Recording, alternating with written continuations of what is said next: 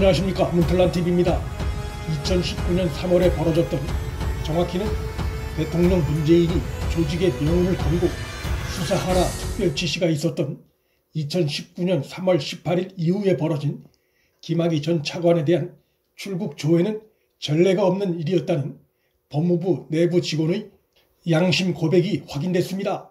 김학의 출국 조회와 출국 금지 관련한 2년 전 검찰 조사 과정을 상세히 담은 공익제보자의 문건에 따르면 당시 법무부 출국심사과 직원 A씨는 출국 규제 요청이 없는 경우 대기업 총수 등 주요 인물이 모니터링 된다는 말을 듣거나 목격했느냐는 검사 질문에 없다고 답한 사실이 드러났습니다.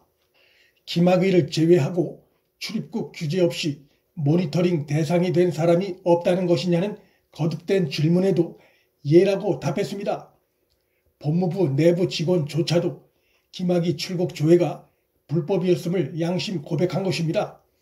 가짜 사건 번호를 기입한 출금 요청서까지 드러났으니 김학의 출국 조회에서 출금 조치에 이르는 모든 과정이 불법으로 드러난 셈입니다. 당시 김학의에 대한 출국 감시 명분은 대테러 관련한 인물 등을 상대로 시행하는 출입국 현황 모니터링 형식을 빌린 사실도 드러났습니다.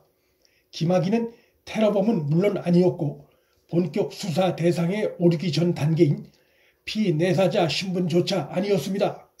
추미애가 법무장관이던 지난해 법무부의 법무검찰개혁위원회에서도 범죄 수사가 개시돼 출국이 적당하지 않은 피의자로 출국 금지 대상을 한정해야 한다고 권고했던 것도 15일 알려졌습니다.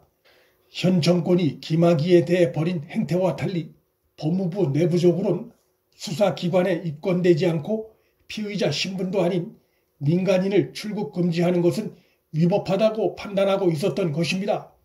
말과 행동이 따로 놀고 있었던 셈입니다. 더 이율배반적인 것은 이 법무부 법무검찰개혁위원회에 당시 위원으로 참여하고 있었던 더불어민주당 의원 김용민의 태도입니다. 김용민은 이번 김학의 불법 출금 사건에 연루된 핵심 인물들 중에 한 명으로 떠오르고 있습니다. 김학의 사건을 풀 핵심 키맨 중에 한 명으로 떠오르고 있는 것입니다.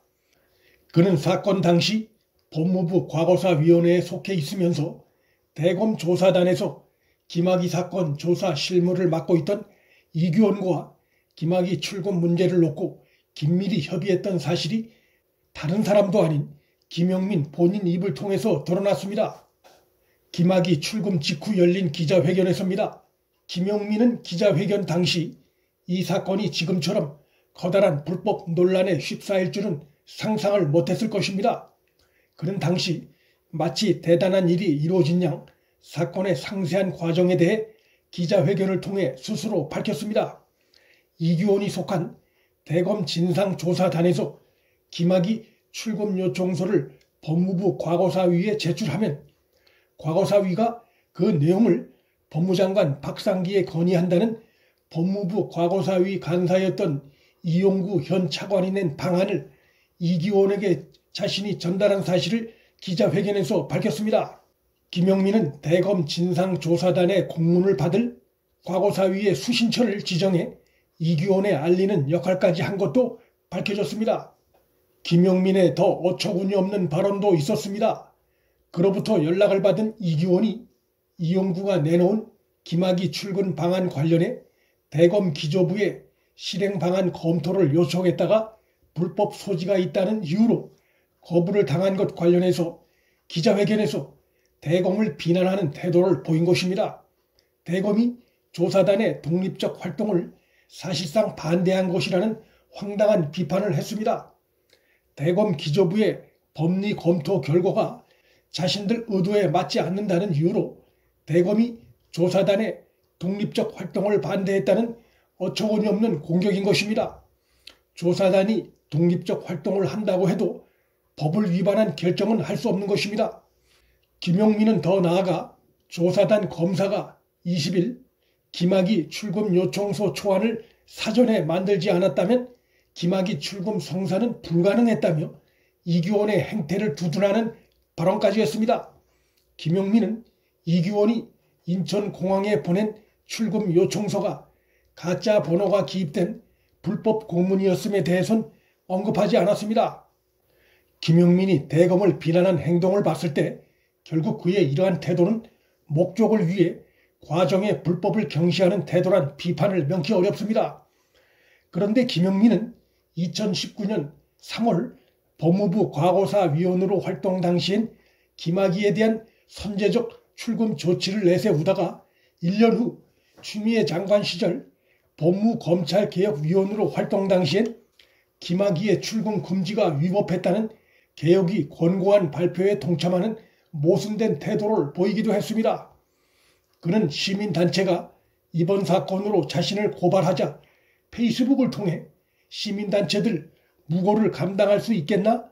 내가 불법 출금을 기획했다고 허위사실로 고발을 했다고 주장하면서 보수 시민단체들과 검찰 그리고 보수 언론의 합작품 하나 만들어 보려는 것 같은데 그렇다고 검찰개혁이 멈추지 않는다고 주장했습니다. 시민단체와 언론의 타당한 고발을 자신에 대한 정치공세, 검찰개혁 방해 행위로 몰고 가려는 의도가 읽혀집니다. 김학의 불법 출금 사건은 대부분의 주요 사실이 드러난 상황입니다. 문재인의 김학의 사건 관련한 특별 지시가 있었고 가짜 사건 번호와 가짜 내사 번호가 기입된 출국금지 관련 허위 공문서도 드러난 상태입니다.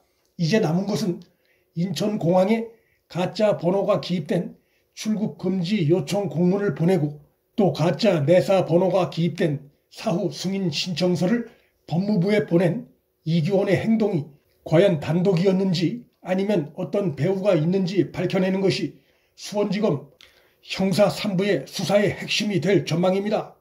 이번 사건으로 인한 법적 책임을 혼자 다 쓰지 않으려면 이규원은 진실을 밝히지 않으면 안 됩니다.